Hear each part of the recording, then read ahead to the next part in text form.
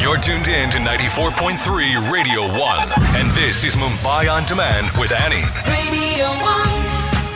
Jagmohan Bhavat with me in the studio talking about his journey. Now, he's already told us about how he dreamt to be an author always. In fact, he's been writing from the age of 11, got his first piece published at the age of 12, and then got into the banking business after he grew old enough. And then he, turned out off banking and then got into doing a whole lot of other things, out of which he's been training leaders for a long, long time now. How many years to be precise, Jagmohan? About 10, Annie. 10 years training leaders, and let me tell you that he's won enough awards to be called amongst the best speakers in Asia and also renowned globally. I want to ask you this question, which is why I put it to you in the beginning too.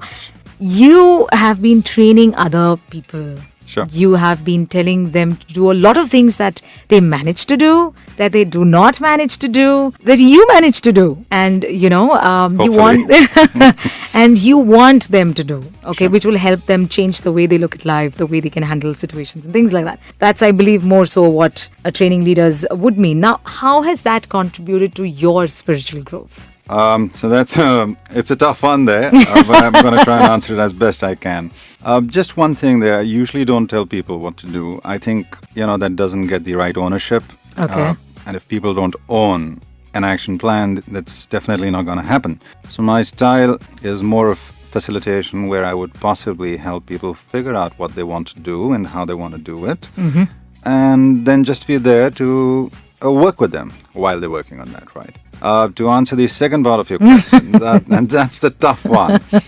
The thing about training or coaching or, being a life coach or executive coach is that if you really want to be good, and you need to be able to believe what you are telling the other people, which means you need to be able to do it yourself. Yeah. And as human beings, we are not all Krishna. There are a lot of foibles that all of us have, and I have my own share. So it does get challenging at times. Mm-hmm. I think what I try and do is that before I can share anything that I'd expect somebody else to do, I at least try and do it myself. Mm-hmm.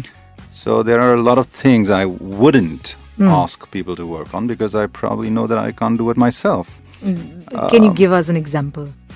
Well, if I were to tell someone that don't lose, your top on somebody, or don't get upset with somebody, irrespective of the situation, I don't think that's something that I'm going to say because, well, to be honest, I do lose my temper, once in a while, even though it gets better and better by the day, but that still happens.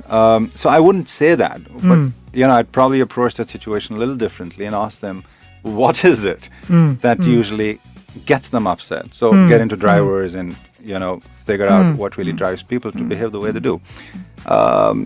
But I think writing more than training has really helped the spiritual journey, if that's what you want to call it, because when you're writing, and especially the nonfiction that I was doing earlier about happiness and all that stuff around, and then Krishna, you can't write about a subject without really feeling for it. True. And I think the biggest spiritual journey has been the last 10 years, writing about Krishna and understanding who that phenomena or person really was, and trying to see what I can pick up from there. Lovely. Okay, so there has been enough. And I'll tell you something, you didn't know this too. And he just told me and I was shocked and I'm still zapped and it's going to take a while for me to come out of that. He manages to catch only 2.5, 3 hours of sleep.